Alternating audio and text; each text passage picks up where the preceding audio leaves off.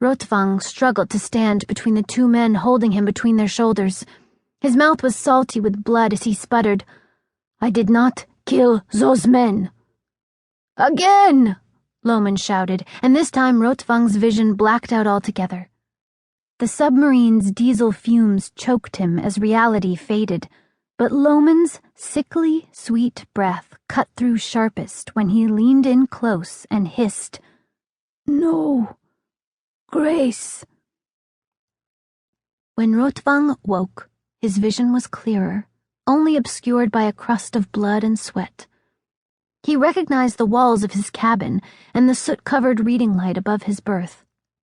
He thought he smelled Loman's breath, but when he turned his head, he only saw the empty leather reading chair from his apartment. 1 week ago, when the HS-1 fled, the Nazis had burned Rotvang's other creature comforts, but Loman made them spare that old leather chair. "This is the last thing that is yours," he'd said. "There is no room on a U-boat for a chair like this. We are taking it to remind you of what comfort you enjoyed through our hospitality and what you stand to lose. It is a handsome chair. I shall enjoy sitting in it, I think, when I visit you." The old man was full of that flourish. Rotvang swung his legs over the berth and propped himself up.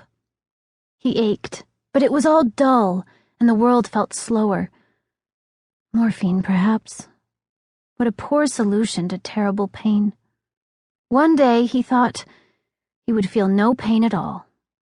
His mind, which was the only thing he cared for about himself, would be in a perfect, unfeeling body, powered by a uranium core with a half-life of 500 years. The beatings were all the more galling to Rotvang because their current predicament was Loman's own damn fault. Rotvang had long exhorted him to keep the HS-1 deactivated while he toiled on the consciousness transfer mechanism. But Loman wouldn't have it.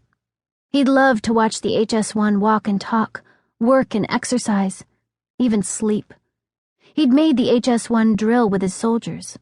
He made Rotvang augment the HS-1's defense mechanisms and had the HS-1 practice with them daily.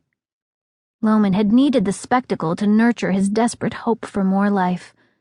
But keeping the HS-1 active also nourished the risk that the increasingly frustrated spirit trapped inside the machine might snap. "That's your problem, not mine," Loman would hiss.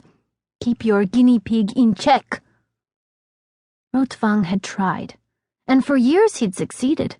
He'd convinced the boy that the leaders of Plus Ultra were careless futurists, obsessed with the speed, ease, power, and efficiency of technology, indifferent to the cost. He'd convinced the boy that they'd forced him to conduct the consciousness transfer experiment just to see what would happen. He'd convinced the boy that they were merely using the Nazis, not aligning with them, and that once Rotvang had gotten what he needed, they would launch a more heroic mission, saving the world from all oppression, be it Plus Ultra's mad science or Hitler's bid for world domination. Through it all, Rotvang had helped the boy feel more human by completing his education and promising to cure him one day. Rotvang was father, doctor, teacher, friend to the boy, and the boy had bought it. It was an Oscar-worthy performance.